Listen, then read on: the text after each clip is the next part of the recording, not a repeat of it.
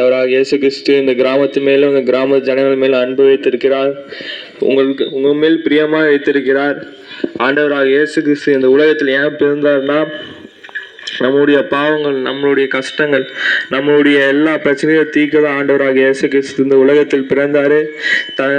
நம்மளுக்காக ஒரு ஏழைக்கோள் எடுத்தாரு.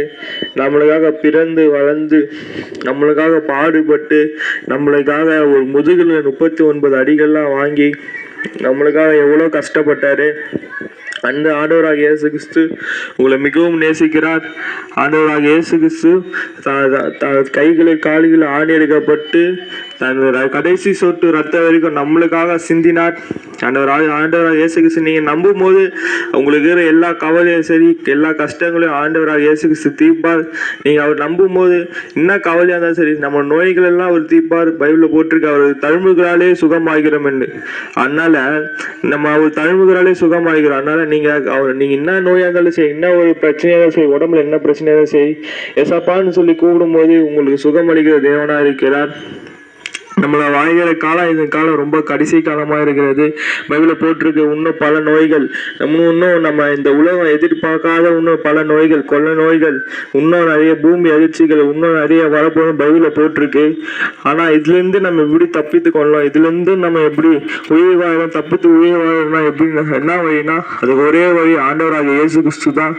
நீங்கள் அவரை நம்பும் போது, அதான் பைபிளில் போட்டிருக்கு, நானே வழியும் சத்தியமும் ஜீவனமாக இருக்கிறேன் என்று. அதனால ஏசப்பா தான் ஒரே ஒரு வழி, அவர்தான் வழி, அவர்தான் ஒரு சத்தியம், அவர்தான் ஜீவனமாக இருக்கிறார். நீங்க ஏசப்பாவை நம்பும் போது என்ன கவலையாக சரி, என்ன கஷ்டமாக சரி, உங்களுக்கு என்ன கஷ்டம் என்ன கவலையாக சரி, ஏசப்பான்னு சொல்லி கூப்பிடும் போது ஆண்டவராக இயேசு கிறிஸ்து உங்களை விடுதலை தர தேவனாக இருக்கிறார். நீங்கள் அவர் நம்பும் போது உங்களுக்கு எல்லாம் சமாதான தர தேவனாக இருக்கிறார். உங்கள் வீட்டில் என்ன பிரச்சனையாக இருக்குதோ, என்ன கவலையாக இருக்கோ, எல்லா பிரச்சனையும் அவர்கிட்ட சொல்லுங்க.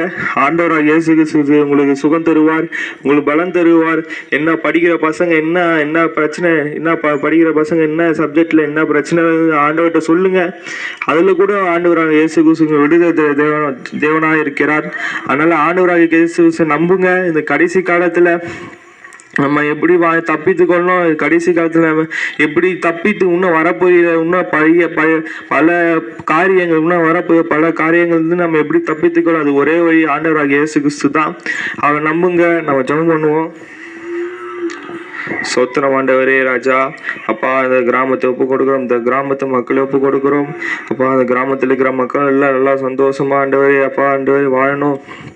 அப்பா நல்லா சுகம் தாங்க ஆண்டவரே. கிராமத்தில் இருக்கிற மக்கள் எல்லாம் ஆண்டவரே, அப்பா எந்த ஒரு கவலை ஆண்டவரே, கண்ணீர் ஆண்டவரே, அப்பா எந்த ஒரு நோய் நொடி இல்லாமல் ஆண்டவரே எல்லாம் கஷ்டத்தை நீங்கி எல்லாம் வாழணும் ராஜா, சந்தோஷமாக இருக்கணும் ராஜா, வச்சிங்க ஆண்டவர் ராஜா. அப்பா ஆண்டவரே சிறு பிள்ளைகள் எல்லாம் படிக்க ஞானத்தை தாங்க ஆண்டவர் ராஜா. கிராமத்தை சுற்றி பாதுகாத்து கொள்ளுங்க ஆண்டவரே. அப்பா ஒவ்வொருத்தரும் ஆண்டவர் சிறுப்பு ஆண்டவர் பெரியவங்க சிறுப்பிள்ளைகளை நீர் பாதுகாத்து கொள்ளுங்க ஆண்டவரே. நீர் ரட்சியம் அப்பா ஒப்பு கொடுக்குற ஆசிரியர் இயேசுநாதர் பிதாவே, ஆமென்.